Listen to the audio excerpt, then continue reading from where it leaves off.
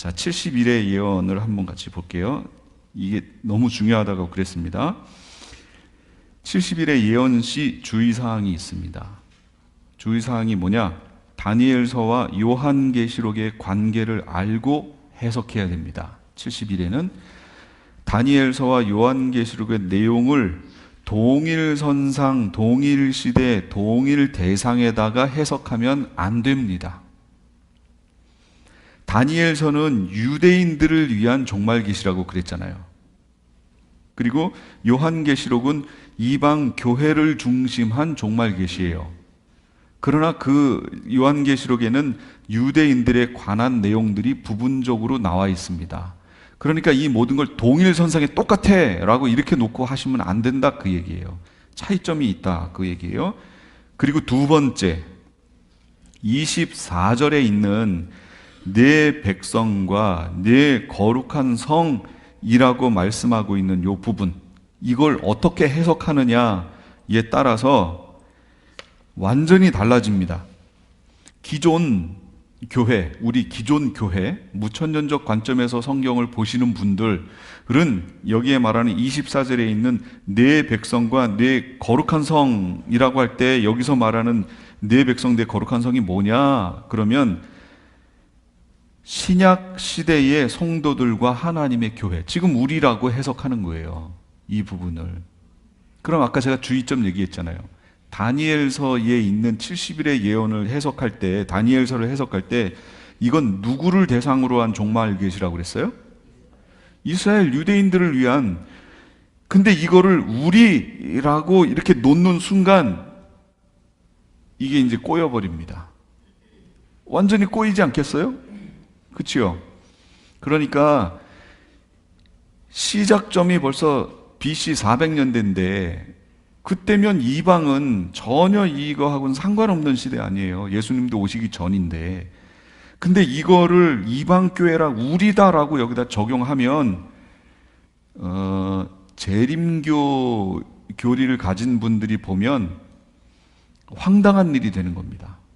왜냐하면 70일에는 예수님 초림하시고 죽으시고 승천하실 때까지 70일회가 끝났다라고 얘기하시는 분들이거든요. 그분들은 끝났다 그랬는데 그때부터가 이제 우리 이방이 들어오는 거 아니에요? 구속사 속에. 근데 이거 70일에는 거기서 끝났는데 이방 교회가 그 안에 지금 이거 우리 거다라고 얘기하면 이건 황당한 해석이 된다 그 얘기죠. 어쨌든 내 백성과 내 거룩한 성을 무엇으로 해석하느냐, 여기에서 이제 이 70일의 예언이 갈라진다라는 겁니다. 그러면 우리는 여기를 뭐라고 할까요? 성경으로 가보자 그 얘기예요. 아까 9장 4절에서부터 19절까지 누가 기도했죠? 다니엘이 기도했습니다. 다니엘이 우리 민족과 나의 죄를 용서해 주시고 우리가 하나님이 이렇게 하셨는데 우리는 여전히 죄로 회개치도 않고 이렇게 했습니다. 이제 하나님의 이름으로 일컬어지는 주의 백성들을 보시고 주의 이름 때문에 하나님 회복시켜 주십시오. 주의 긍휼로 회복시켜 주십시오. 우리의 어떠함 때문이 아니라 주의 긍휼을 의지하고 기도합니다. 회복시켜 주십시오 라고 기도했더니 그 기도에 대한 응답으로 지금 가브리엘이 온 거예요. 그러면 그거에 대한 응답을, 어떤 응답을 줄까요? 누구에 대해서 응답을 줄까요? 당연히 다니엘이 기도한 거에 대한 응답으로 주겠지요. 그럼 다니엘이 누굴 위해 기도했어요 지금? 자기 민족을 위해서 기도했잖아요. 이스라엘을 위해서, 그 성과 그 백성을 위해서. 그러니까 응답도 내 거룩한 백성과 내 거룩한 성을 위해서 라고 응답을 하잖아요. 근데 이거를 이방 우리다라고, 신약교회 우리다라고 얘기하면 이건 뭔가 좀 안 맞지 않냐 그 얘기예요. 그러니까 성경 해석이 엉망이 된 거죠. 아닙니다. 그게 아니고 이스라엘입니다. 유대인.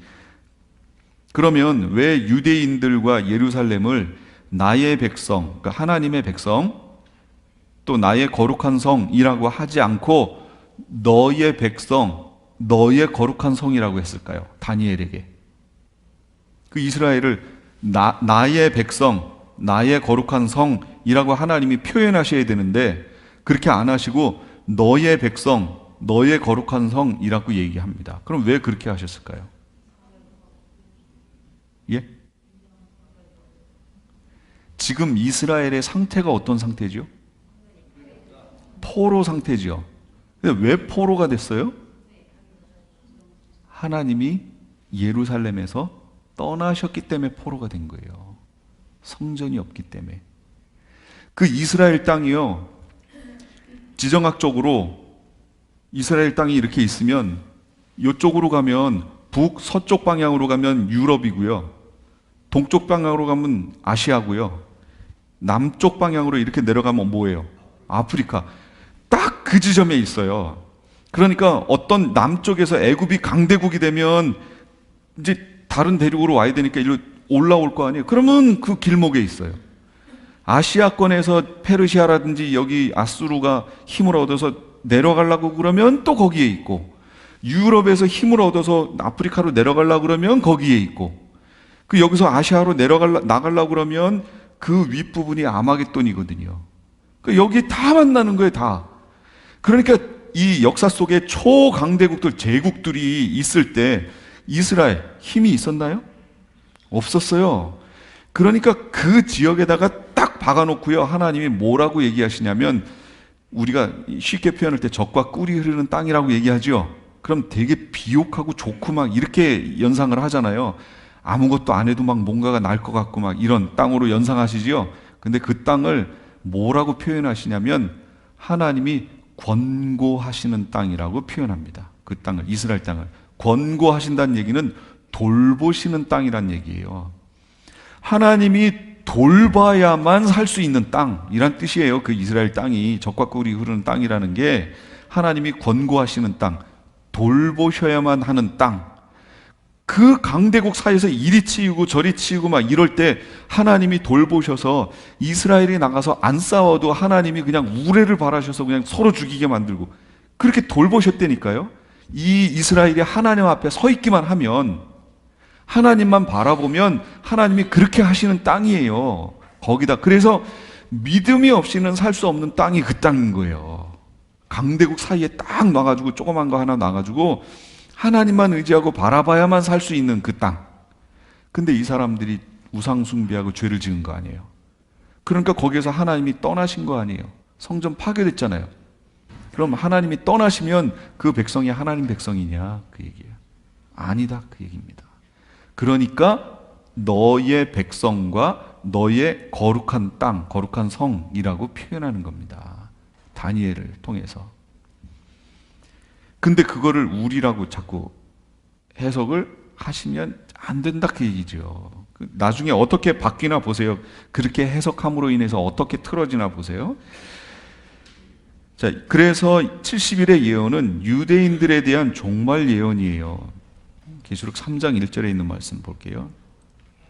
사대 교회 사자에게 편지하라. 하나님의 7영과 7별을 가지신 이가 이르시되, 내가 너의 행위를 아노니 내가 살았다 하는 이름은 가졌으나 죽은 자로다.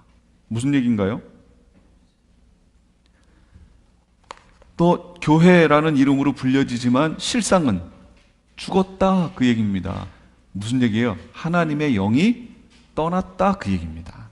떠나면 죽은 거예요. 떠나면 하나님 백성 아닌 거예요. 이 요즘 교회의 모습이에요, 이게. 그래서 지금 심각하다, 그 얘기입니다. 교회들을 돌아보시고 각자 다니시는 교회를 위해서 그래서 눈물 흘리며 기도하셔야 됩니다. 진짜 이 죽어있는 모습 아닌가? 성령이 떠나시고 그냥 문화적인 그런 모습만, 종교적 어떤 모습들만 교회 안에 있는 거 아닌가? 요거 그래서 돌아보셔야 된다, 그 얘기입니다. 아주 심각한 내용이에요.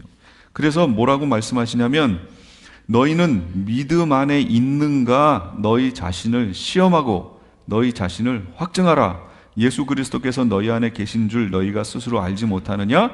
그렇지 않으면 너희는 버림받은 자니라. 여기 이 시험하고 확증하라, 현재형입니다. 그럼 뭐라고 여기다 부사를 넣어야 된다고요? 계속해서. 뭐 현재형이라고 그래서 뭐 매번 계속해서를 반드시 넣어야 된다는 건 아니에요. 그러나 그 의미가 있다라는 거예요. 그러니까 너희 자신을 계속해서 시험하고 너희 자신을 계속해서 확증하라. 성령이 나와 동행하시는지. 성령이 동행 안 하면 하나님 백성 아니에요. 성령 하나님이 떠나실 수 있나요? 예, 있습니다. 있습니다. 그게 성경 얘기예요. 그럼 안 떠나는 건 언제예요? 그건 성취되면 안 떠나세요. 그럼 지금이 성취인가요? 아니라고 그랬잖아요. 지금 약속이라고 그랬잖아요. 약속을 가지고 있는 상태. 근데 지금을 성취된 상태라고 해석을 하니까 자꾸 지금 문제가 된다고 그랬죠. 그게 바로 이렇게 70일의 예언이라든지 이런 거 해석하는 데서부터 문제가 된 겁니다. 이게. 자, 그리고 또 이제 70일의 해석 시의 주의사항이 하나가 또 있어요. 하루를 1년으로 왜 하루를 1년으로 계산하는가? 그 부분이에요. 그러면 계시에 있는 모든 내용을 하루를 1년으로 계산해야 된다고요? 아니에요. 2300주야. 그거 년으로 계산하면 안 됩니다. 그 상황을 보고 적용시켜야지요. 1290일. 그거 1290년으로 해야 돼요? 아닙니다. 상황에서 설명을 해야죠. 상황을 보고. 1335일. 1335년이요? 아니라니까요. 1260일. 1260년이요? 아니에요. 참 희한한 거는요. 어떻게 그렇게 1260년 후에 이거 벌어지는 그 연도하고 시작 요걸 해석 사건들을 거기다 탁탁 이렇게 맞춰놨는지 모르겠어요. 그렇게 해석하는 분들이 그 사건을 찾아내가지고 그거를 능력들이 대단하세요. 제가 그걸 보고 이야 대단하다. 이분들이 저거 찾아내려고 세계사 속에서 얼마나 뒤졌을까. 그걸 야 대단하다. 예수님 태어나신 거 BC 6년경인 거 아시죠? BC 6년이요. BC 6년이면 예수님이 몇 살에 돌아가신 거예요? 30살에 공생애가 시작되셔서 왜 30살에 공생애가 시작됐다고 얘기를 하죠? 성경에는 30살에 시작했다고 안 나오는데 왜냐면 율법에 제사장들의 직무가 30살이 돼야 시작되는 거예요. 그러니까 예수님이 그때 시작됐다고 얘기하는 거예요. 그로부터 몇 년 사셨어요? 공생애를? 왜 3년이라고 그래요? 성경에 3년이 나왔어요? 이렇게 자세히 들어가 보면은 왜 그랬지? 예수님이 유월절을 3번을 보내십니다. 그러니까 3년이 되는 거죠. 그래서 이 유월절을 3번 보내신 내용들이 이제 요한복음이라든지 이런 데 등장합니다. 그런 걸 찾아보면 나오는데 그렇게 치면 예수님이 언제 몇 살에 돌아가신 거예요? 약 33살, 34살 그쯤에 돌아가신 거예요. 태어나신 게 BC 6년이에요. 그럼 몇 년도에 돌아가신 거예요? 예? 그러면 이게 나오지요. 근데 옛날에는 그게 안 나왔어요. 왜냐하면 BC 4년경에 태어나셨을 것이다. 이렇게 봤거든요. 근데 그게 아니고 그걸 추적을 연도 그거 하는 거 추적을 쭉 이렇게 점점 들어가 봤더니 BC 6년이다. BC 6년 5월 14일인가요? 그때다. 라고 딱 나오잖아요. 이제 과학이 발달해 가지고 그 예수님이 태어나실 때쯤에 벌어졌던 어떤 왕이 죽고 뭐 죽고 그로부터 2년이 지나고 뭐 하는 그런 내용들이 역사 속에 자료가 있습니다. 그걸 가지고 추적을 했더니 BC 6년에 태어나신 게 딱 나왔잖아요. 그럼 그걸 가지고 역으로 이제 환산해 보면 이때 돌아가시고 완전히 승천하셨다라는 게 나오지요. 근데 여전히 계산을 31 뭐 이렇게 계산 지금 하고 있으면 그것까지 맞춰가지고 3년 반을 계산하고 있으면 그게 맞는다는 얘기예요? 틀린다는 얘기예요? 틀렸던 얘기죠. 어떻게 그렇게 3년 반까지 정확하게 거기다 넣어서 맞추는지요? 저는 이분들 참 대단하다. 그런 생각이 듭니다. 자, 그러면 70일의 예언을 맞춰볼 텐데 그럼 70일에는 일에는 일주일을 얘기하잖아요. 그럼 70 일주일 그러니까 77이 49, 날로 치면 491일이에요. 그러면 이걸 년으로 쳐야 될까요? 안 쳐야 될까요?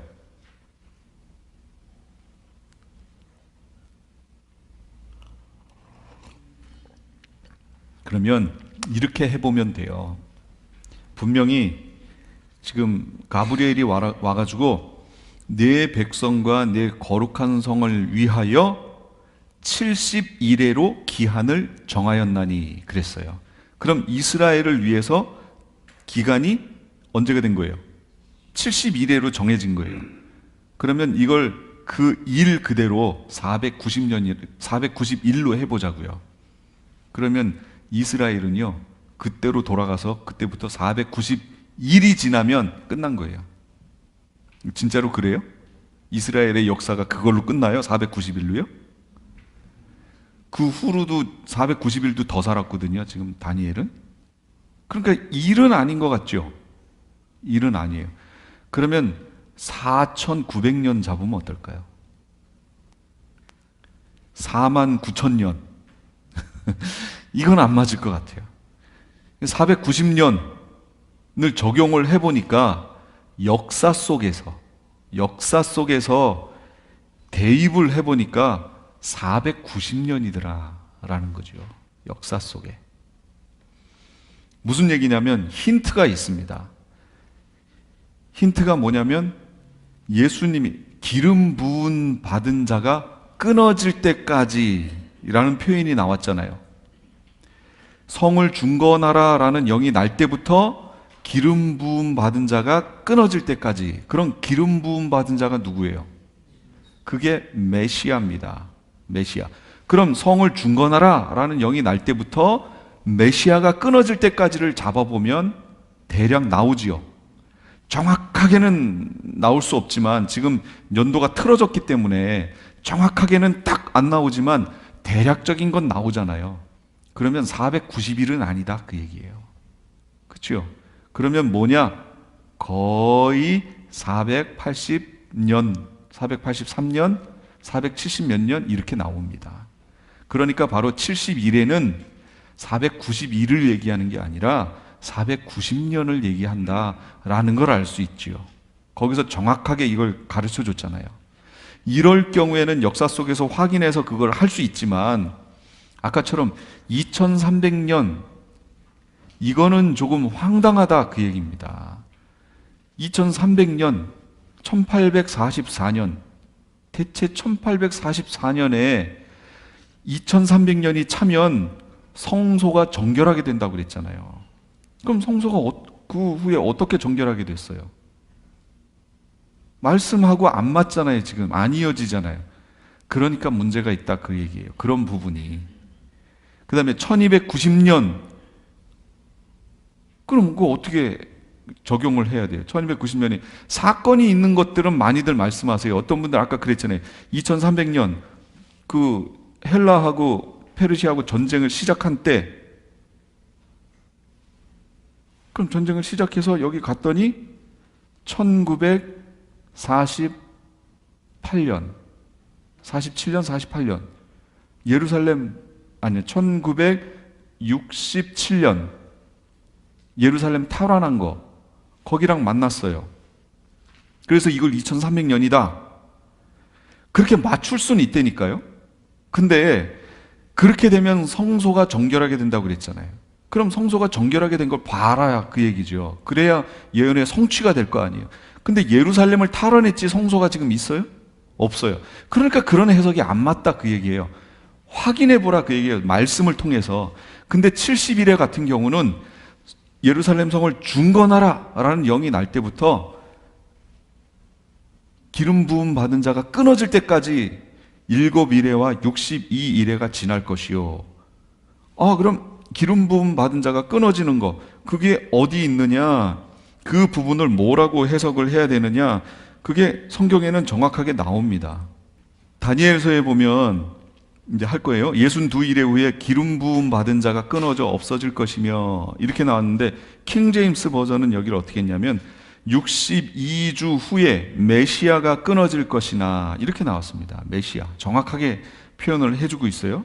그러니까 메시아가 끊어지는 그 때를 보면 되잖아요. 그 언제 끊어진 거예요? AD 약 27에서 30 그 사이가 되겠죠. 그럼 거기서부터 거꾸로 중건령이 날 때까지 이렇게 와보면 될 거 아니에요. 그러면 정확한 연도를 계산할 수 없다고 제가 그랬어요. 왜요? 연도가 좀 틀어져 있잖아요, 지금. 그러니까 정확한 게 나올 수 없어요. 근데 그걸 정확하게 반년까지 계산해가지고 얘기하시면 좀 제가 문제가 있다라고 얘기하는 거예요. 지금 예수님 태어난 게 언제인지도 정확하게 얘기를 못 하는데, 공식적으로 그게 발표가 안 된 건데, 지금 현재 그렇게 계산하시는 분들은요, 예수님이 BC 4년에 태어났다고 얘기하시는 거예요, 그분들은. 근데 실제 추적하니까 BC 6년이었잖아요. 그 추적하는 프로그램으로 가보니까. 봐요. 거기서부터 2년이 벌써 차이가 났는데 어떻게 반년까지 정확히 계산을 해서 여기다 집어넣냐, 그 얘기예요. 말이 안 된다, 그 얘기입니다. 그러니까 이 거꾸로 추적해 가면 대략적으로 71회가 년으로 계산되고 있다라는 것을 역사 속에서 알 수 있다, 그 얘기입니다. 그렇게 추적해 들어갈 수 있다, 그 얘기죠. 보세요. 여기 킹제임스 버전에서는 62주 후에 메시아가 끊어질 것이나 이렇게 설명하고 있잖아요, 정확하게. 그러니까 메시아가 끊어지는 그걸 기점으로 거꾸로 추적해 가면 돼요. 그러면 예루살렘 성을 중건하라라는 얘기는 아까 아닥사스다 왕 때잖아요. 그러면 벌써 년으로 계산할 수밖에 없다라는 게 나오지요. 예, 그렇게 됩니다. 추적을 우리가 그렇게 해볼 수 있다, 그 얘기예요. 자, 그러면 요겁니다. 요 그림을 한번 잘 보세요. 기존에 지금 우리는 무천년적 관점으로 성경을 보고 있기 때문에, 지금 교회에서 얘기되어지는 거 무천년적 관점에서 보고 있기 때문에 지금 우리가 얘기하는 성경적, 성경 그대로의 전천년 그 관점하고 비교하면서 제가 설명을 할게요. 다니엘의 기도 내용, 회개했고 용서를 구합니다. 긍휼을 의지해서 구합니다. 주의 얼굴빛을 주의 황폐한 성소에 비추소서 하고 기도했어요. 그랬더니 가브리엘이 응답합니다. 네 백성과 네 거룩한 성을 위해서 71회를 기한으로 정했다라고 지금 설명했어요. 그럼 71회 후면 어떻게 돼요? 허물이 그치고 죄가 끝나고 죄악이 용서되고 영원한 의가 드러나며 환상과 예언이 응하며 또 지극히 거룩한 이가 기름 부음을 받으리라. 지극히 거룩한 이가 기름 부음을 받는다는 게 뭐지요? 메시아가 왕이 된다, 그 얘기예요. 왕으로.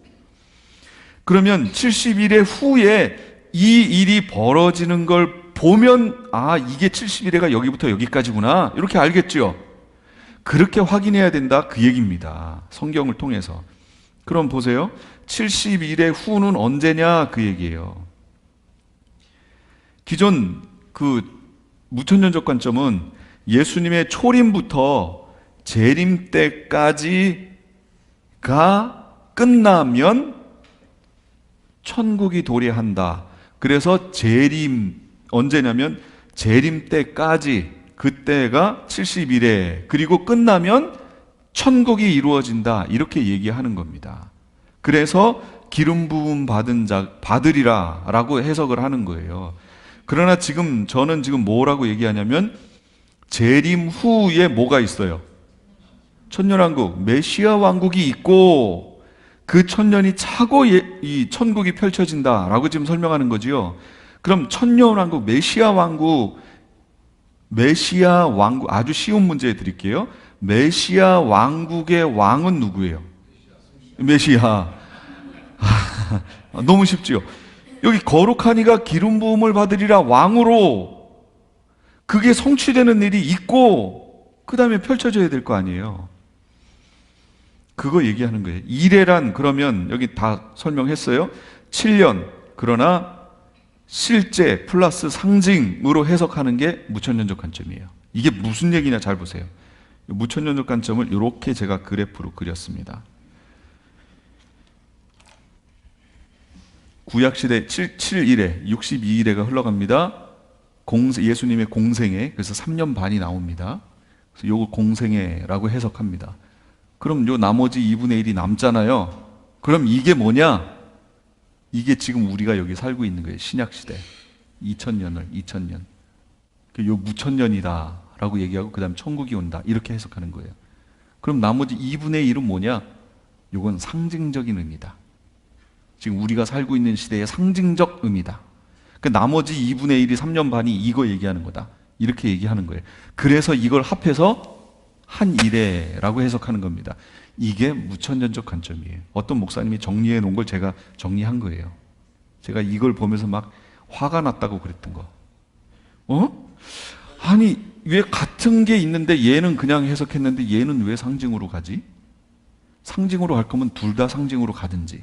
그래서 하나는 왜 이렇게 하고 하나는 또 왜 이렇게 했느냐? 그 얘기예요, 제가.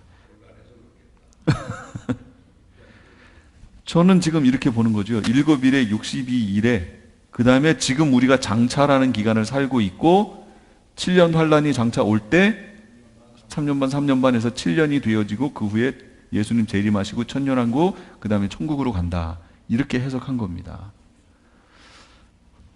그러면 그 시작 시점이 어디냐? 여기는 고레스왕 칙령, 성전 건축령, 성전 538 성전. 왜 성전이죠? 예루살렘 성을 중건하라 그랬지. 언제 예루살렘 성전을 중건하라 그랬나요? 제가 귀환을 3번 한다고 그랬잖아요. 첫 번째 귀환은 뭐 하라고 그랬어요? 예루살렘 성전. 그래서 수룹바벨을 통해서 돌아왔잖아요.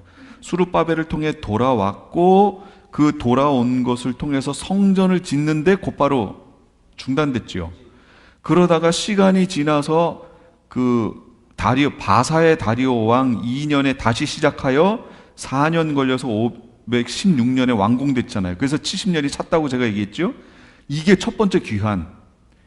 그 다음에 두 번째는 에스라를 통해서 온 거. 457년 또는 458년이라고 얘기하는 거.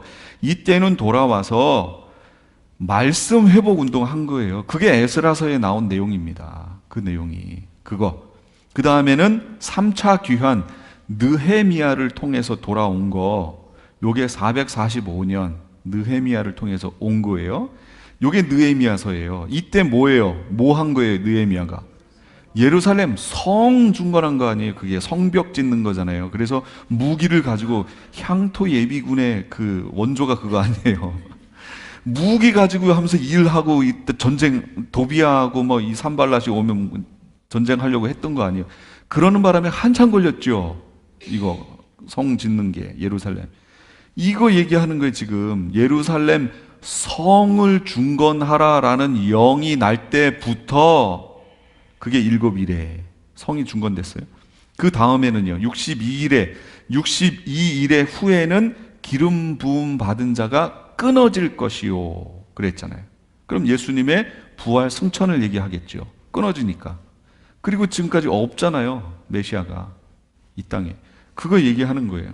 그래서 여기는 성전 얘기하는데 이거 아니라니까요. 여기 느헤미야 2장 5절 성 건축령 아닥사스다 왕 때 칙령 내린 거 그거 얘기하는 겁니다. 그 다음에 일에는 49년 77이 49 여기도 49년으로 그냥 넘어가요. 이거는 62일에는 똑같이 년으로 다 계산합니다. 똑같아요. 그 다음에 장차라는 기간이 저는 지금 우리가 사는 요 장차 성경에 나와 있죠. 그래서 이렇게 교회 시대라고 여기다 넣었어요. 그리고 장차 여기 하늘에가 펼쳐질 건데 무천년적 관점에서는 장차가 없어요. 장차가 없다고 얘기합니다. 그리고 이렇게 해석하는 거예요. 두 번째 걸 상징으로 해석해서 넘어가는 거예요. 그다음 마지막 한 일에는 2분의 1은 예수님 공생애, 그 다음 2분의 1은 교회 시대, 천년왕국, 지금이 천년왕국이라고 하니까 천년은 정확히 천년이 아니고 무천년 이렇게 얘기하니까 그래서 무천년이라고 하는 거예요. 지금 이 시대를 우리가 살지만 저는 그게 아니고 전 3년 반 환란 시대, 후 3년 반 대환란 시대 여기를 산다라고 얘기했어요. 그래서 7년이 나와요. 이렇게 얘기하는 분들에게는 7년 환란이 없습니다. 또 이게 여기서 다 이루어졌다고, 재림교는 이것이 전 3년 반 그 다음에 후 3년 반이 여기에서 다 이루어졌다고 얘기합니다. 그럼 후 3년 반 끝부분이 뭐예요? 그걸 34년경으로 얘기하고 그 후 3년만 끝나는 지점에 벌어지는 뭐 사건이 있어야 될 거 아니에요. 그럼 그걸 뭐라고 하는 줄 아세요? 사도행전에 있는 스데반의 순교를 얘기합니다. 스데반이 최초의 순교자잖아요. 그러므로 이제부터 복음이 어디를 향한다고요? 이방을 향해 열렸다. 그래서 스데반의 순교되는 그 지점을 후 3년 만에 끝 지점으로 보는 거예요.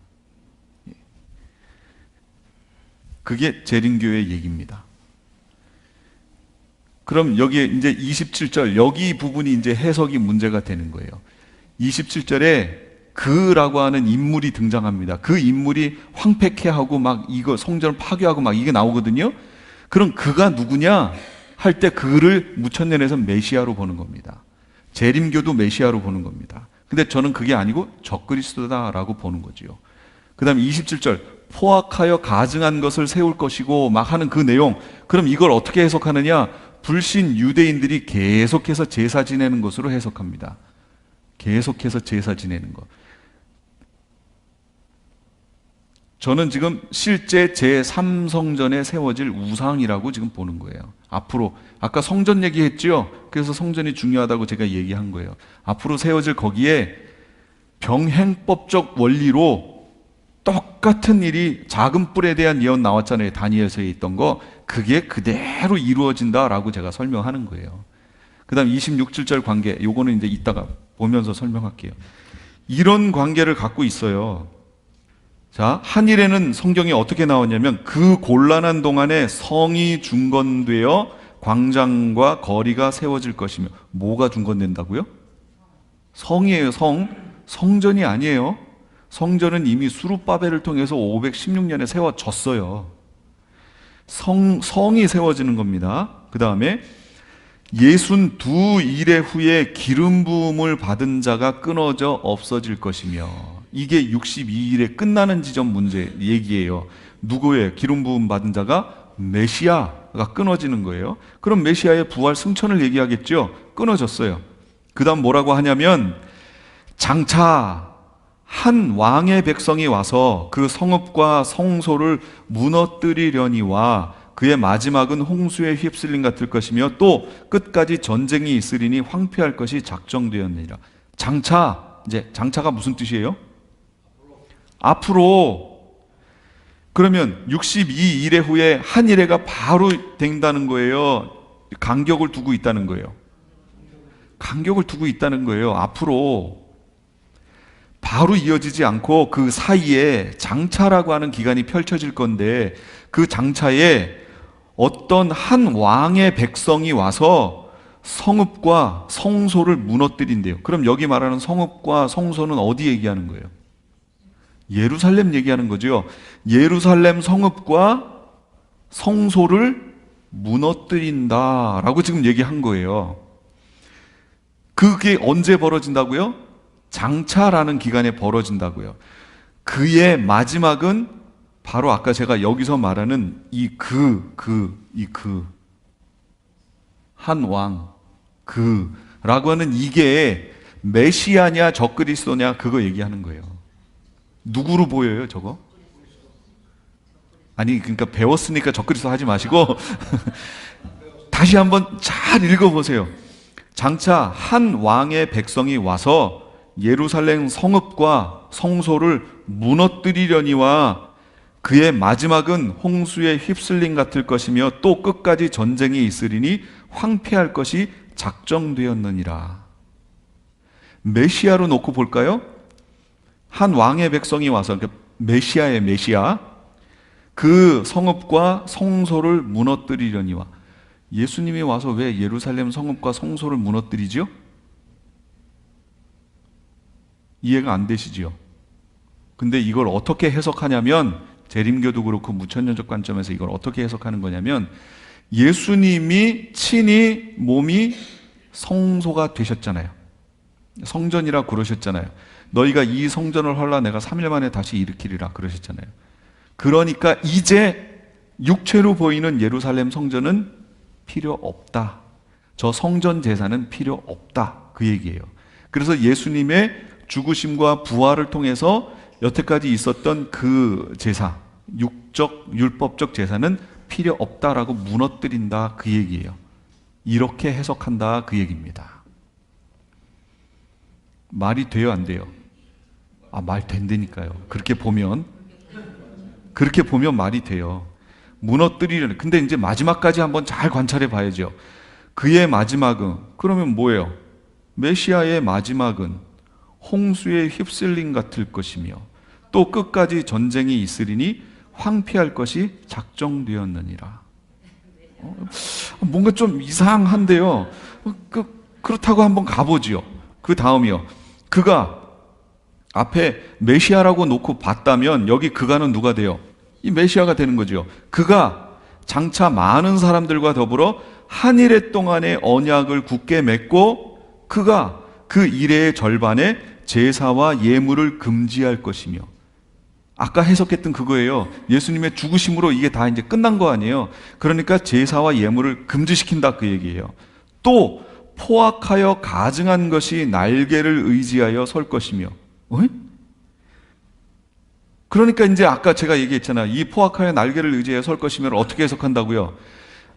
예수님의 죽으심으로 이걸 다 뺐음에도 불구하고 유대인들이 여전히 제사를 지낸다. 그래서 포악하여 날개를 의지하여 계속 성소에 서 있다. 그 얘기를 하는 거예요. 또 이미 정한 종말까지 진노가 황폐하게 하는 자에게 쏟아지리라. 보통 진노가 그러면 이거 누구의 진노예요? 저의 진노는 아니죠. 그럼 이거 메시아의 진노예요? 이거 누구의 진노 얘기하는 걸까요? 적그리스도의 진노일까요? 보통 진노 그러면 하나님의 진노지요. 감히 다른 이들이 여기다 어떻게 진노라는 말을 써요? 가소롭죠. 이건 하나님의 진노. 그러면 하나님의 진노가 황폐하게 하는 자에게 쏟아진대요. 그럼 황폐하게 하는 자가 아까 이거 메시아로 해석하면 황폐하게 하는 자가 누구예요? 메시아잖아요. 그럼 하나님의 진노가 황폐하게 하는 자에게 쏟아지면 메시아가 하나님의 진노를 받는다는 얘기예요? 그러니까 이 해석이 지금 해석해 보시면 이게 아니다라는 거 아시겠죠? 그러니까 안타깝다 그 얘기입니다. 그냥 이렇게 보면 되는데 이게 안 된다 그 얘기예요. 그래서 재림교회에서 이 부분이 이게 다 메시아라는 거예요. 장차라는 기간도 없어요. 한 일에 전 3년 반은 예수님의 공생애, 후 3년 반은 예수님이 거기서 중간에 승천하셨고 이 후 3년 반에 쭉 진행되다가 그 끝에 스데반이 순교함으로 이제 복음이 이방인에게로 향했다. 이렇게 해석하는 거예요. 재림교는. 그 다음에 무천년은 어떻게 해석하느냐? 전반부는 똑같아요. 예수님 공생애에. 그 다음 후 3년 반은 이제 이방인에게 열린 시대. 이건 상징적 의미. 무천년 이 기간이에요. 이거 일관성이 없잖아요. 뭔가 지금 다 문제들이 있지 않냐 그 얘기예요. 예, 이거는 아니다 그 얘기죠. 그럼 여기 장차 한 왕의 백성이 와서 할 때 한 왕은 누굴까요? 적그리스도입니다. 그럼 그의 백성이 와서 성읍과 성소를 무너뜨리려니와 누구였어요? 성읍과 성소 무너진 거 언제 무너졌어요? 로마 티토 장군이 와가지고 실제 무너뜨렸죠. 그럼 왜 그가 한 왕의 백성일까요?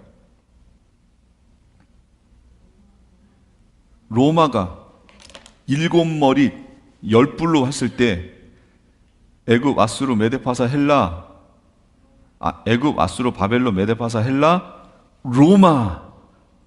이 로마잖아요, 지금. 그러면 이게 7머리 중에 6번째 머리 아니에요. 이 머리의 주인이 누구예요, 지금? 이 몸체가 누구예요? 용 아니에요, 용. 용의 백성이다, 그 얘기예요, 지금. 용의 백성이 와서 이 일을 한다, 그 얘기고. 그리고 쭈르르륵 그의 마지막은 홍수에 휩쓸림 같고 또 끝까지 전쟁이 있으리니 황폐할 것이 작정됐고 그가 장차 많은 사람들과 더불어 한 일해 동안의 언약을 맺는다 그랬죠. 그럼 여기 그가가 누구예요? 이게 적그리스도 얘기하는 거예요. 적그리스도가 많은 사람과 더불어 한 일해 동안의 언약을 굳게 맺고 그가 등장합니다.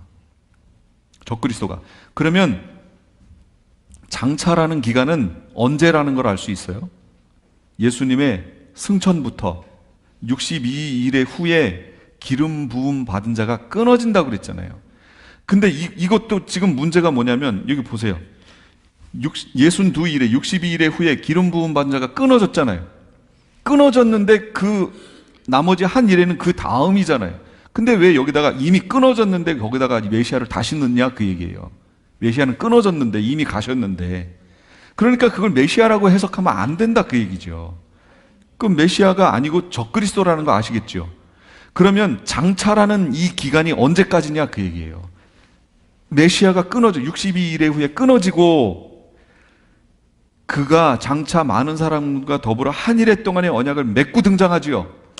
적그리스도가 한일의 동안의 언약을 맺고 등장하는 요 기간, 여기, 이게 장차의 기간이다, 그 얘기예요. 그리고 한일회가 시작되는 거 아니에요. 그럼 그 한일회는 누구에게 약속하신 시간이에요? 유대인들이죠. 아까 70일에 너의 백성과 너의 거룩한 성을 위하여 70일에로 기한을 정했다 그랬잖아요. 그러니까 그 한일회도 이 앞에 있었던 69일회와 나머지 한일회는 유대인들에게 주어진 시간이다, 그 얘기예요. 정확히. 그러면 이방인들을 위한 시간은 어디예요? 장차라는 기간이다, 그 얘기입니다. 장차. 이렇게 됐어요. 그리고 한일회 동안의 언약을 맺고 적그리스도가 등장하면 장차라는 기간은 끝난 거예요. 이방인의 시간은 끝난 거예요. 그러면 너희는 지금 그로 하여금 그의 때에 나타나게 하여 막는 것이 있는 것을 아나니 불법의 비밀이 이미 활동하였으나 지금은 그것을 막는 자가 있어 그 중에서 옮겨질 때까지 하리라. 지금 이미 사단이 활동하고 있지요. 그러나 그의 때가 될 때까지 지금 막고 있다는 거예요. 왜 막느냐? 이겁니다. 그 막는 기간을 다니엘은 지금 여기에서 장차라고 표현했고, 예수님은 누가복음 21장 24절에 이방인의 때가 차기까지라고 했다고요. 이방인의 때. 그래서 이 장차라는 기간이 바로 이방인의 때의 기간입니다. 지금 우리가 그 기간에 살고 있는 거예요. 그리고 바울은 이 기간을 뭐라고 로마서 11장에 표현하냐면 이방인의 충만한 수가 들어오기까지라는 기간이에요. 충만한 수가 들어오면 그 장차가 차버린다, 그 얘기예요. 그러면 한일회로 들어가는 거예요. 유대인의 시간으로. 그래서 여기 그들이 칼날에 죽임을 당하며 모든 이방에 사로잡혀 가겠고 예루살렘은 이방인의 때가 차기까지 이방인들에게 밟히리라 그랬다고요. 지금 예루살렘 밟히고 있죠. 거기에 성전이 어디 있어요? 거기에 지금 이슬람 성전 있잖아요. 이방인들 들어가고 있잖아요. 때가 찰 때까지 밟힌다니까요. 그리고 형제들아 너희가 스스로 지혜 있다 하면서 이 신비를 너희가 모르기를 내가 원하지 아니하노니 이 신비는 이방인의 충만한 수가 들어오기까지 이스라엘의 더러는 우둔하게 된 것이라. 이거예요. 지금 이스라엘이 아무리 이걸 얘기해도 안 믿어요. 안 받아들여요. 증거가 막 나와도 유대인들은 결코 예슈아를 메시아로 인정 안 합니다. 지금. 그러나 인정하는 무리들이 지금 나오고 있죠. 메시아닉주들이 나오고 있잖아요. 그 이따가 보세요. 그게 무슨 일인가. 그가 장차 많은 사람들과 더불어 한일회 동안의 언약을 굳게 맺고 적그리스도라는 인물이 등장해서 우리 계시록에 봤던 바다 짐승, 바다에서 올라온 짐승 있지요. 그 짐승이 올라와서 많은 사람들과 한일회 동안의 언약을 맺는 순간 이방인들에게 있었던 장차라는 시간표는 닫혀버리는 겁니다. 끝나는 겁니다. 그럼 그게 무슨 일인지 이따가 보세요. 얼마나 무서운가. 그가 그 일회의 절반에 제사와 예물을 금지할 것이며, 그러면 그 일회의 절반까지 가는 기간에 전 3년 반에 제사와 예물이 있었다는 얘기예요, 없었다는 얘기예요? 있었다는 얘기예요. 그래서 이게 바로 제3성전이 세워진다, 그 얘기를 하는 겁니다. 유대인들 얘기 아니에요. 그 한 일회는, 그 한 일회 동안에 그들이 제사와 예물을 드리는 성전 제사를 합니다. 근데 그 중간이 딱 가더니 또 포악하여 가증한 것이 날개를 의지하여 설 것이며, 중간에 와가지고 갑자기 제사와 예물을 패해버려요. 그리고 거기에다가 포악하여 가증한 것이 날개를 의지하여 섭니다. 상이 세워진다, 그 얘기에 우상이. 그럼 이 상이 세워진다는 것이 다니엘서의 예언이 돼 있었죠. 뭐였어요? 작은 뿔 얘기 있었잖아요. 작은 뿔. 그 무슨 왕이에요? 안티오쿠스 에피파네스 얘기. 안티오쿠스 에피파네스가 와가지고 거기에다가 제우스 신상, 자기가 제우스라고 해가지고 거기다 성전에 세워놓고 돼지 피로 제사하고 완전히 성전을 더럽혀놨잖아요. 그 일이 있었죠. 보여줬다니까요. 다니엘서에 이미 이 일이 마지막 시대에 벌어질 것이다 라고 보여주신 거예요. 벌써.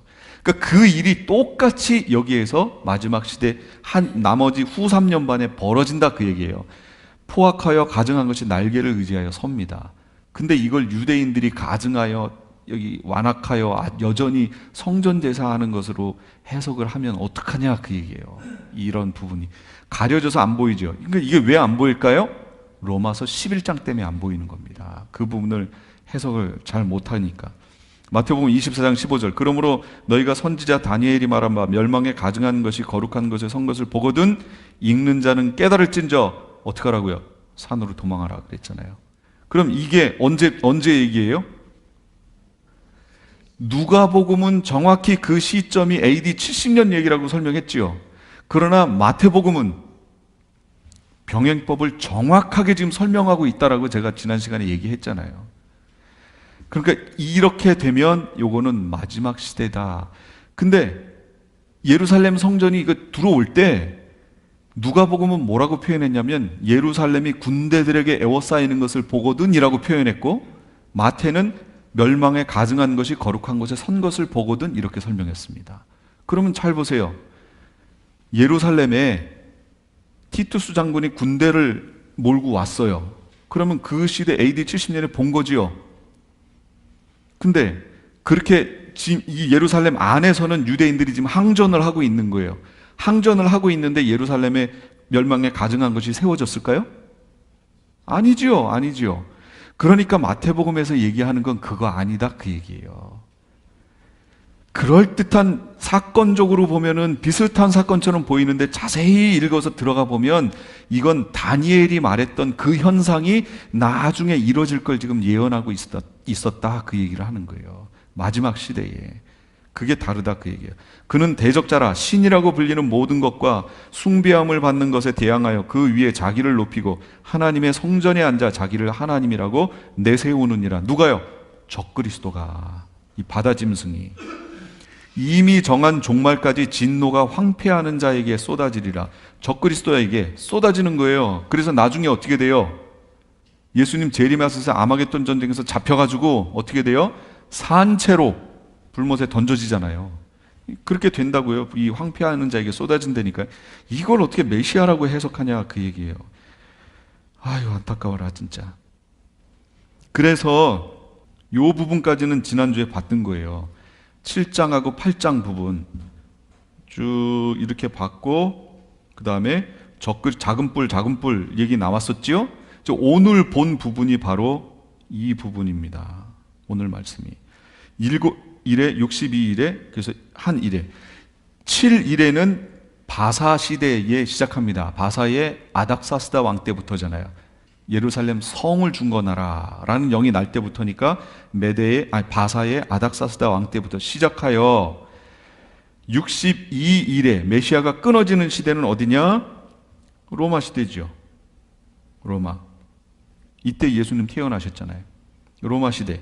그리고 지금 우리는 장차라고 하는 이 기간을 살고 있다. 그러나 곧이어 짐승이 등장하여 한 일해 동안의 언약을 맺고 등장할 것이다. 그러면 그게 일주일, 7년을 얘기하는 거고 그 중간에 무슨 일이 있느냐? 사자, 표범, 곰, 사나운 짐승으로 얘기되어졌던 그 네 바람이 부는 전쟁이 벌어진다. 그걸 계시록에서는 유브라데 전쟁이라고 나왔고 다니엘서에서는 네 짐승이 싸우는 모습으로 나왔죠. 그래서 그 중에 한 짐승, 네 번째 짐승에게서 작은 뿔이 나오고 그 작은 뿔에 의해서 여러 가지 일이 벌어진다. 그 내용을 설명했던 거 아니에요. 그러니까 다니엘서하고 계시록이 이렇게 연결이 되어 있습니다. 그러나 대상은 다르다라는 걸 정확히 알고 보셔야 된다 그 얘기예요. 그렇지 않으면 놓친다 그 얘기입니다. 엉뚱하게 자꾸 2분의 1을 예수님의 생애로 해석하고 2분의 1은 천년왕국이다. 내지는 스데반의 순교까지다. 뭐 이렇게 해석을 하는 일이 벌어진다 그 얘기예요. 분명히 그렇게 되면 아까 71회가 차면 무슨 일이 벌어진다고 그랬어요? 죄악이 용서되고 하나님이 기름 부음 받은 자가 세워지고 하는 그 내용, 71회가 차면 그 일이 벌어져야 돼요. 왕으로 오셔야 돼요. 메시아가 71회가 딱 끝나면 왕으로. 그러면 스데반이 죽은 다음에 예수님이 왕으로 오셨나요? 아니잖아요. 그러면 영적인 왕이라고 해석하겠죠? 또? 그래서 지금 그 시대가 펼쳐진다고 얘기하겠죠? 그래서 무천년으로 자연스럽게 넘어가는 겁니다. 그렇다면 이제 마지막 결론입니다. 요거는 7일에 62일에 그 다음에 장차라는 기간을 지금 우리가 살고 있고 마지막 한일회가 펼쳐지고 그 다음 예수님 오시는 왕으로 오시는 천년왕국이 펼쳐진다라고 하는 것을 지금 결론적으로 얘기한 겁니다. 표에 다 있습니다. 자, 너희는 지금 옮겨질 때까지 막고 있다. 이방인의 때가 차기까지, 이방인의 충만한 수가 들어오기까지 라고 하는 이걸 보셨어요. 장차라는 기간이. 그럼 요겁니다. 이제 결론이. 이게 이제 중요한 거예요. 70일의 예언과 이방 교회와의 관계를 보셔야지요. 70일에만 딱 보고 끝나면 우리에겐 아무 소용이 없어요. 70일의 계시는 이스라엘을 위한 계시였으니까. 그럼 우리하고 어떻게 연결되어 있느냐? 이 장차라는 기간은 유대인들에게는 큰 시각적인 의미가 있어요, 없어요? 없어요. 장차는 이방인의 시간이니까. 그들에겐 71회가 중요한 거죠. 그럼 왜냐하면 장차의 기간은 이방인들의 시간이기 때문에 그래요. 그러므로 다니엘서의 70일의 예언에서 장차라는 기간은 중요한 의미를 갖지 않는다. 따라서 장차라는 기간에 대해서 특별한 기록을 다니엘서에 남길 필요가 없어요. 70일을 설명한 이유는 이스라엘을 위해서 70일로 기한을 정했다라는 걸 지금 설명하고 있는 거기 때문에. 그러나 이게 우리랑 연결되어 있다 그 얘기예요. 장차의 기간에 예수님께서 부활 승천하시고 적그리스도가 등장할 때까지가 장차의 기간인데, 적그리스도가 등장하면 한 일회 동안의 언약을 굳게 맺고 등장하기 때문에 장차가 끝나버려요. 장차 기간의 의미, 유대인들에겐 영적 공백기지만, 그렇죠?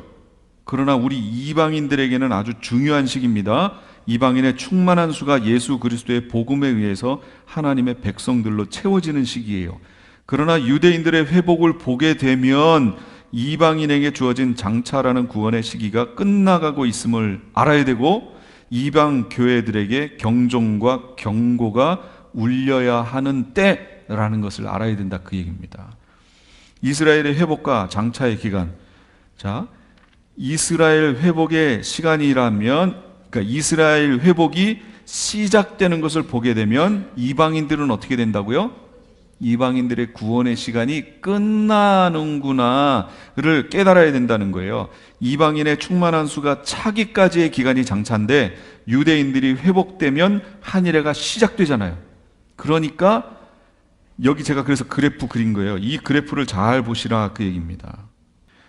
여기에 지금 우리 이방인은 구약에서 7일에 60일에 여기까지는 구약이고 여기 초림이니까 여기 신약이고 여기 구약이니까 우리는 구원의 대상이 아니었죠. 성경에서 언급한 대상이 아니에요. 물론 이게 전체 모두 다를 얘기하는 거 아닙니다. 이 기간에도 이스라엘 안으로 할례를 받고 율법을 행하고 하면서 믿음 안으로 들어가면 그는 구원 얻습니다. 실제 그 일들이 있었죠. 예. 그러나 여기 유대인이라고 하면서 말씀대로 안 살면 놓치는 거죠. 있었지만 구속사의 큰 줄기를 얘기하는 거예요. 지금 영적인 구속사에 구원이 유대인에게 이스라엘에서부터 나지요. 그러다가 예수님 초림으로 인해서 그들의 완악하여지고 예수님을 십자가에 못 박지요. 그러므로 그때부터 무슨 일이 벌어져요? 이방인의 시간이 시작됐잖아요. 그래서 이방인의 구원이 시작됩니다. 지금 이 기간, 장차라는 기간을 살고 이 기간에 이방인들의 시간이에요. 이방인들의 충만한 수가 들어오는 시간. 근데 중요한 건 이겁니다. 여기입니다. 여기가 있었다면 여기가 또 있겠죠. 이 기간이, 이게 한 일이에요. 이 기간은 누구를 위해 주셨다고요? 유대인들. 그러니까 67일에, 62일에, 그 다음 마지막 한 일에 유대인들을 위해 주셨다니까요. 이방인들을 위한 시간은 이 장차의 기간이에요, 여기. 그러면 이렇게 요 지점에 오면 여기에서 이 벌어지는 일이 뭐냐? 적그리스도가 한 일에 동안의 언약을 맺고 등장하는 거예요. 적그리스도의 등장이에요, 여기가. 한 일에 시작하면 한 일에 끝나면 예수님이 재림하시는 거예요. 그러면 그렇게만 알고 있으면 좋겠는데 문제는 이거지요. 이방인들의 구원의 시간이 여기서 닫힌다 그 얘기예요, 지금. 유대인들의 구원이 올라가고 우리는 닫혀버려요. 여기에서 있었던 일이 역전 현상이 벌어지는 거예요. 이게 지금 심각하다 그 얘기예요. 그래서 이방인인 저의 입장에서는, 우리 입장에서는 이스라엘이 회복돼야지요. 그래야 한일회가 진행되고 예수님 재림하시니까, 예수님 오실 거 봐야 되니까 그걸 소망하지만 우리 이방인인 입장에선 무턱대고 그것만을 얘기하기가 힘들다 그 얘기예요. 여기 때문에 이방인의 구원의 시간이 닫혀버린다 그 얘기입니다. 그러니까 지금 제3성전 얘기 나오고 뭐 얘기 나오고 뭐 얘기 나오고 이스라엘이 회복되어야 됩니다. 회복되어야 됩니다. 예, 회복돼야 돼요. 되는데 모두 같이 얘기해야 돼요. 이방인의 구원의 시간이 닫히고 있습니다. 이것도 얘기해 줘야 된다 그 얘기예요. 그러니까 지금 이방 교회는 갈수록 전도하기 힘든 시대가 되는 거예요. 그러다가 결국 구원의 문이 싹 닫혀버린다 그 얘기입니다. 그러니까 이 부분을 알고 얘기하라 그 얘기예요. 이 부분을. 심각하다 그 얘기입니다. 우리 입장에선. 유대인들은 좋겠죠. 근데 지금 메시아닉 주들이 나타나기 시작했단 말이에요. 메시아닉 주가 나타났다는 얘기는 뭐예요? 이들이 올라가기 시작했다 그 얘기예요. 그럼 상대적으로 우리는요, 내려오기 시작했다 그 얘기예요. 지금 전 세계적으로 기독교 인구가 늘어나나요? 아닙니다. 안 늘어납니다. 교회가 부흥했다고 그러면 잘 가서 보면 수평 이동한 거예요. 이쪽 교회에서 이쪽 교회로 간 거지 새 신자가 와서 막 이렇게 부흥한 게 아니에요. 이 내용이 바로 로마서 11장에 나온 겁니다. 그래서 제가 이방교회 로마서 11장 해석을 잘 못 해준다고 그랬잖아요. 두 감람나무에 대한 해석을 통해서 본 온 이스라엘의 회복 볼게요. 바울은 영적인 구속사의 비밀을 알라고 얘기합니다. 형제들아, 너희가 스스로 지혜 있다 하면서 이 비밀, 이 신비를 너희가 모르기를 내가 원하지 아니하노니 이 신비는, 이 비밀은 뭐냐? 이방인의 충만한 수가 들어오기까지 이스라엘이 덜어는 우둔하게 된 것이라. 언제까지요? 이방인의 충만한 수가 들어올 때까지만 이스라엘의 덜어가 우둔하게 됐다 그 얘기예요. 그럼 역으로 충만한 수가 들어오면 어떻게 돼요? 이스라엘의 우둔함이 벗어지고 썼던 수건이 벗겨지고 예수와 메시아를 보게 된다 그 얘기입니다. 인정하게 된다는 얘기예요. 지금 그러고 있다는 얘기예요. 이스라엘이. 그러니 지금 이방은 어떻게 해야 돼요? 발등에 불 떨어진 거예요. 큰일 났구나. 지금 우리 시간이 얼마 안 남았구나. 이걸 깨달아야 되는데 교회들이 그런 시각이 없는 거예요. 지금 어느 지점에 와 있다는 그거 인식이 없어요. 교회들이 마냥 구원 얻을 줄 알아요. 이렇게 그냥 살다가 죽을 때 회개하고 그냥 천국 가야지. 뭐 그런 게 어디 있어요? 그런 거 없다니까요. 이스라엘의 넘어짐과 실족함, 이스라엘이 넘어진 거, 이건 뭐예요? 이게 바로 메시아를 거부한 겁니다. 그것 때문에 예수님을 십자가에 못 박은 거예요. 그 넘어짐 때문에 구원이 어디로 갔어요? 이방인에게, 우리에게로 온 거예요. 얼마나 그때는 좋았죠. 이제는 어떻게 된다고요? 그게 역전된다니까요. 역전 현상이 나온다니까요. 그게 성경에서 지금 얘기하는 거예요. 그들의 실패가 이방인의 풍성함이 되거든 하물며 그들의 충만함이리요 라고 역전을 지금 예언해주고 있다 그 얘기입니다. 구원이 이방인에게로 향하게 하기 위한 거예요. 이 내용은 이스라엘을 넘어뜨리신 이유는 하나님이 이스라엘을 잘 나가진 않았죠. 뭐 두들겨 맞고 우상 숭배하고 돌아왔다가 또 막 어쨌든 그랬지만 그들을 넘어지게 하나님이 허락하신 것은 왜 그러셨다고요? 이방을 구원하려고 그러셨다는 거예요. 이게 하나님의 큰 계획이에요. 그 계획 속에 있어요. 그래서 하나님이 계획하신 그 이방인의 충만한 수가, 우리는 몰라요. 하나님이 계획하신 숫자예요. 하나님이 계획하신 수가 차면 어떻게 돼요? 이제 역전으로 다시 돌아온다. 그 얘기가 바로 로마서 11장 16절에서 26절까지의 얘기입니다. 이게 접붙임 얘기예요. 이스라엘은 참 감람나무고 우리는 이방은 돌 감람나무입니다. 그리고 참 감람나무는 원가지예요. 원가지. 우리 돌 감람나무는 접붙여진 가지입니다. 그렇죠?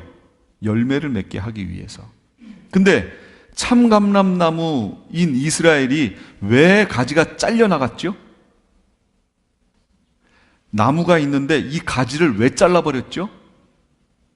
나무가 우상숭배해서요? 표면적으로 표현하는 게 지금 나무가 있는데 나무 가지가 있어요. 나무 가지를 왜 잘라버렸어요? 그렇죠. 열매 없어서 자른 거예요. 열매 없어서.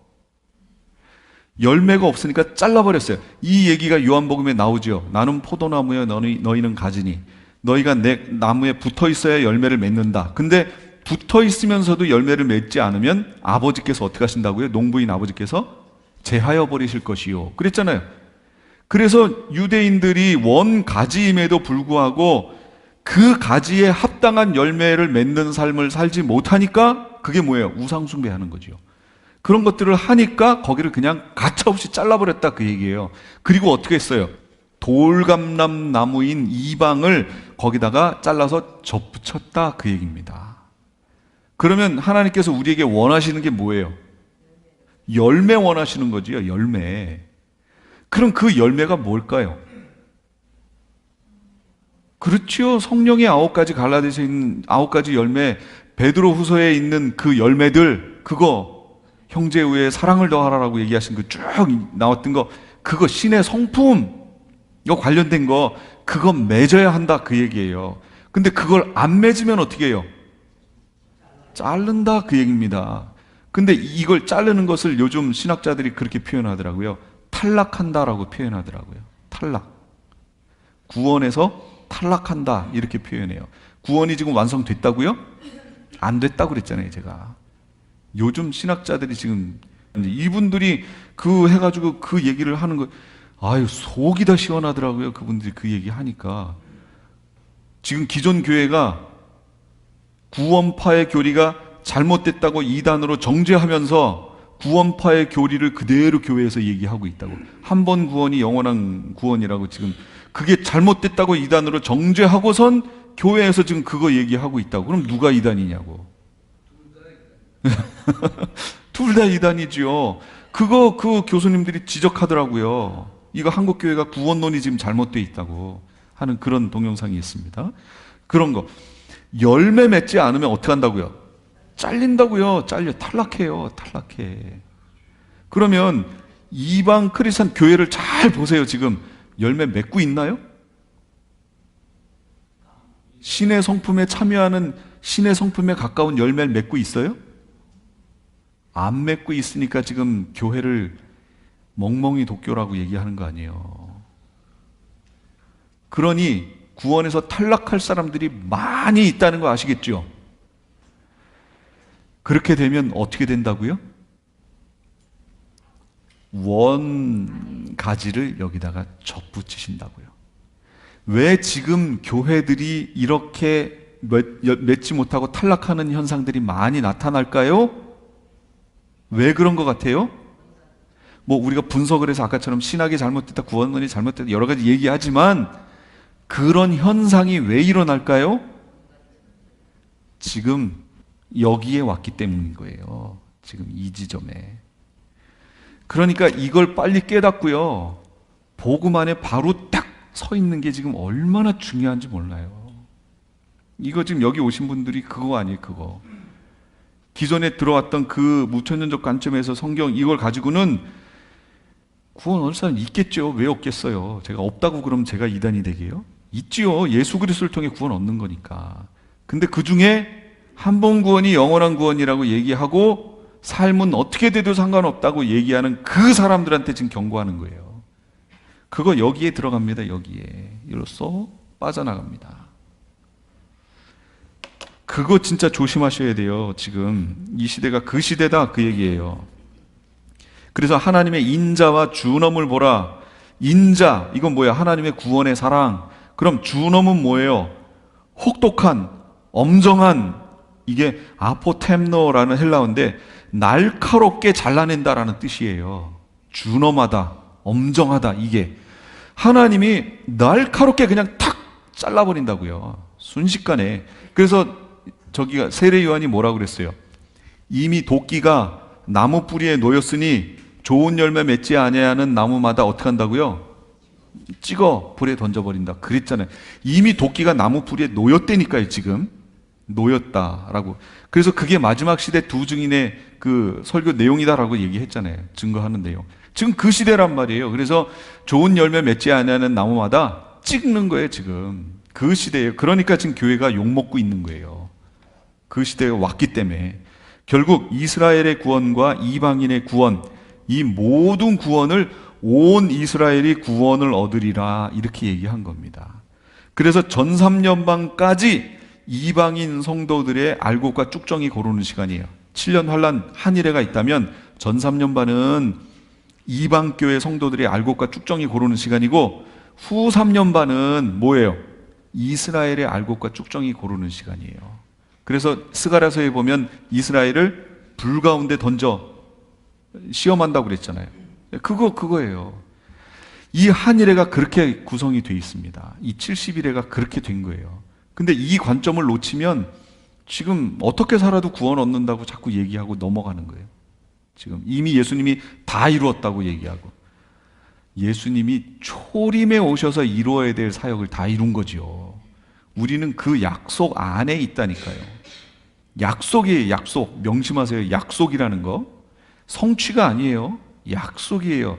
그 약속을 맺을 수 있는 모든 걸 성취하신 거지요. 우리는 그 위에 약속을 붙들고 있는 거예요. 그러니 열매 맺는 삶을 쭉 살아서 마지막에 주님 오셨을 때 칭찬 듣는 위치에 들어가야 된다, 그 얘기입니다. 이게 마지막 시대에 전해져야 되는 내용들이에요. 근데 이걸 엉뚱하게 해석하면 이 내용들이 다 묻혀버리잖아요. 예, 이렇게 하고 제가 기도하고 마치고 그 다음에 질문 받겠습니다.